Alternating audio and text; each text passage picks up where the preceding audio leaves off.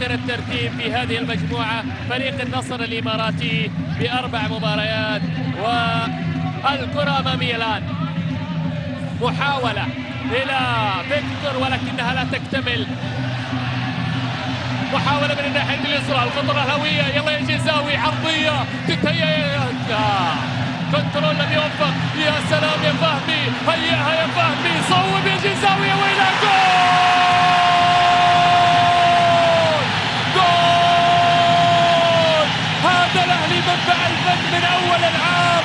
هذه حقيقة سطرتها كل الأقلام، هذه حقيقة سطرتها كل الأقلام، وسطرها الجزاوي في الدقيقة الثامنة من شوط المباراة الأول. يأتي الهدف الأهلاوي، الأهلي يتقدم. يا للروعة يا أهلي، يا للروعة يا أهلي. هدف جميل، هدف جميل من الدقيقة كانت من الفهمي للجزاوي. عبد الرحيم يسجل، الجزاوي يسجل أول الأهداف. شوف الروعة، الله، معلش يا بابا مالك، جيبها من الشبك، غيرها بغيرها. روعة يا جزاوي، روعة، روعة. الهدف الأول يا أهلي روعة. أنا قلت هذا الأهلي منبع الفن من أول العام.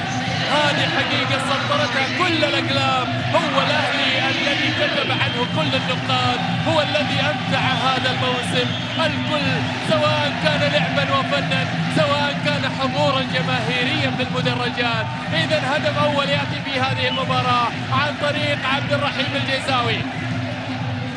الحاول الآن لبناء هجمة أهلاوية أخرى. منصور يهيئ كرة المسعد إلى من؟ إلى رمي جانبية. الكرة كانت للمسعد، وهنا توجيهات أخرى ولاعب قادم. هو على ما يبدو من يا ترى؟ علي عفيف.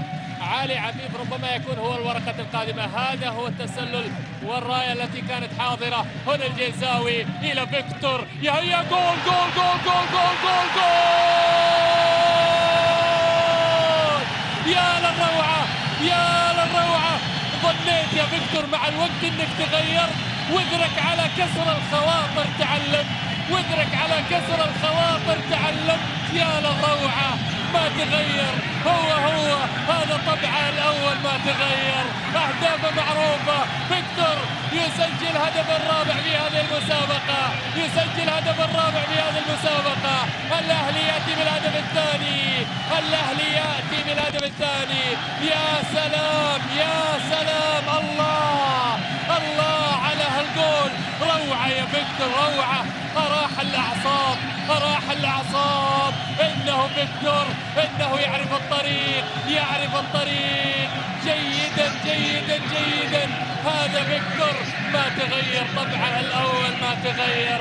سجل الهدف الثاني في هذه المباراة. إنه السفاح الأهلاوي فيكتور سيموس. فيكتور سيموس يتقدم، لكن بقرة يتخطى هذه الكرة الآن.